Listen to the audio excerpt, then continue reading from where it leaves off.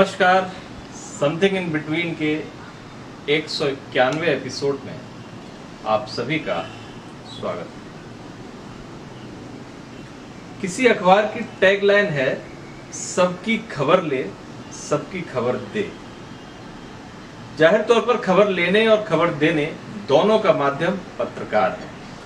वही पत्रकार बुरी तरह बेहाल है। नौकरी छूटने से लेकर जान गंवाने तक का आंकड़ा नए कीर्तिमान बना रहा है। बावजूद इसके खबर देने वालों की खबर रखने वाले दूर दूर तक नजर नहीं आते। अब इनकी मौत खबर भी नहीं बन पाती। कुछ चर्चित चेहरे जरूर टीवी और अखबारों में छोटी सी जगह पाने या घेरने में सफल रहे हैं। ये अखबार किसी को भी विचलित कर सकती है, ये खबर किसी को भी विचलित कर सकती है कि कोरोना की पहली और दूसरी लहर में 300 से अधिक पत्रकारों ने अपनी जान गंवाई। हालांकि ये पूरा आंकड़ा नहीं है। पूरा आंकड़ा इसलिए नहीं, इसमें दूर दराज में कोरोना संक्रमित होकर जान गंवाने वाले या छोटे अखबारों में काम करने वाले पत्रकारों के नाम शामिल नहीं।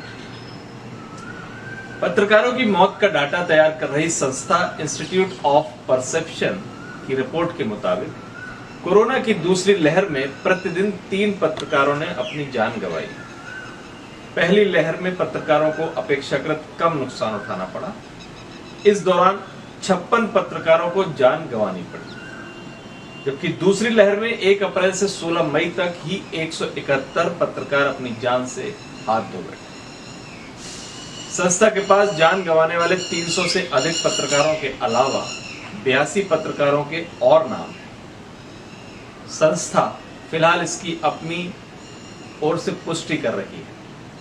संस्था के निदेशक कोटा नीलिमा बताती हैं कि कोरोना संक्रमण से जिन पत्रकारों का निधन हुआ उनमें 35% पत्रकार मेट्रो शहरों में से थे, जबकि बाकी बचे पत्रकार छोटे शहरों और कस्बों से थे। सवाल है कि आखिर ऐसा क्यों हुआ कि सैकड़ों की संख्या में पत्रकारों को अपनी जान से हाथ धोना पड़ा। जाहिर तौर पर शुरुआत से ही पत्रकारों से जुड़े संगठन पत्रकारों को फ्रंट लाइन वर्कर्स घोषित किए जाने की मांग कर रहे थे। इनकी मांग गैर वाजिब भी नहीं थी। वह इसलिए कि पत्रकार अस्पताल, शमशान स्थलों और कोरोना प्रभावित इलाकों में मौके से रिपोर्टिंग कर रहे थे। इसके कारण बड़ी संख्या में संक्रमित हो रहे थे। बावजूद इसके सरकार ने एक बेहद जरूरी और मानवीय मांग को अनसुना किया। दूसरी लहर में बड़ी संख्या में पत्रकारों की मौत के बाद कुछ राज्यों ने जरूर इन्हें फ्रंट लाइन वर्कर्स के तौर पर मान्यता दी, मगर केंद्र सरकार अब तक पत्रकारों को इस श्रेणी में रखने के लिए तैयार नहीं है। केंद्र सरकार की ढिलाई का आलम यह है कि दूसरी लहर के बीच 16 राज्यों ने पत्रकारों को फ्रंट लाइन वर्कर्स के रूप में मान्यता दी। उड़ीसा सरकार ने मुआवजे के तौर पर 15 लाख तो राजस्थान सरकार ने 50 लाख रुपए तक की मदद का ऐलान किया, मगर केंद्र सरकार इस मांग पर विचार करने तक के लिए तैयार नहीं। पत्रकारों की स्थिति क्या है, इसे फेसबुक पर मदद का अभियान चलाने वाले वरिष्ठ पत्रकार अनिल पांडे के फेसबुक पोस्ट से समझा जा सकता है। इस महामारी के दौरान मीडिया संस्थानों ने आपदा को अवसर के रूप में इस्तेमाल किया। ऐसा कोई मीडिया संस्थान नहीं बचा जहां व्यापक स्तर पर छटनी ना हुई। पांडे ने जब फेसबुक पर मदद की अपील की तो बेरोजगार हो चुके कई पत्रकारों ने उनसे राशन और भोजन की व्यवस्था करने की अपील की। अपने फेसबुक पोस्ट पर पांडे लिखते हैं, बेरोजगार हो चुके पत्रकारों के पास समस्याओं का अंबार है। राशन, मकान किराए से लेकर बच्चों के ट्यूशन की फीस तक। बकौल पांडे, इसमें सबसे बुरी गत उन सेवानिवृत्त पत्रकारों की हुई है तो जो सामान्य दिनों में फ्रीलांसिंग कर जीवन यापन करते थे। हालत यह है कि महामारी से जिन पत्रकारों का जीवन बचा है उनमें से एक बड़ा वर्ग बेरोजगार है। जिनके पास नौकरी है उन्हें उनके सामने वेतन न मिलने का संकट है। जिनके पास नौकरी नहीं है उसका परिवार 2 जून की रोटी के लिए संघर्ष कर रहा है। इस बीच कुछ मीडिया संस्थानों ने कोरोना के कारण जान गंवाने वाले पत्रकारों को मुआवजा देने की घोषणा की है।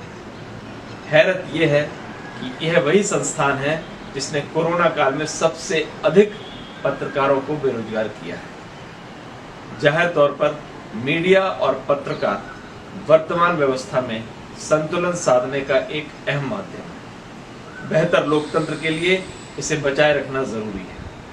इससे इतनी भी बेरुखी ठीक नहीं कि इन्हें इनके हाल पर छोड़ दिया जाए।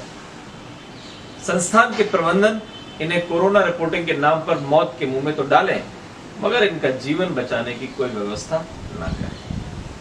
व्यवस्था इनके कामों की तारीफ तो करें, मगर इस वर्ग की मानवीय मांगों को स्वीकार करने तक से इनकार करें। इन्हें वैक्सीन लगवाने से लेकर जान बचाने तक के लिए मशक्कत करनी पड़ी। सत्ता अपने पक्ष में धारणा बनाने के लिए चिकित्सा कर्मियों पर फूल बरसा रही है, पुलिस कर्मियों की तारीफ कर रही है। इससे किसी को परहेज नहीं, होना भी नहीं चाहिए। मगर इसी कड़ी में फूलों की कुछ पंखुड़ियां जान गंवा चुके पत्रकारों की लाश पर भी डाल देते तो कुछ बुरा नहीं होता। पहले ही चरण में सभी पत्रकारों का टीकाकरण ही करा देते तो बुरा नहीं। इनका जीवन बीमा करा देते तो आसमान नहीं फट पड़ता। वह इसलिए चिकित्सा कर्मी हो या पुलिस कर्मी, ये सरकारी वेतन भोगी लोग हैं। इनके सामने पत्रकारों की तरह दुरूह आर्थिक समस्या नहीं है। हालांकि मौत किसी की भी बुरी होती है, मगर उनकी मौत बेहद बुरी होती है जिनकी मौत के बाद उसके परिवारों की सहायता के लिए कोई व्यवस्था ना हो। जाहिर तौर पर यह व्यवस्था करना सरकार का काम है। सरकार को इस जिम्मेदारी से मुंह नहीं मोड़ना चाहिए।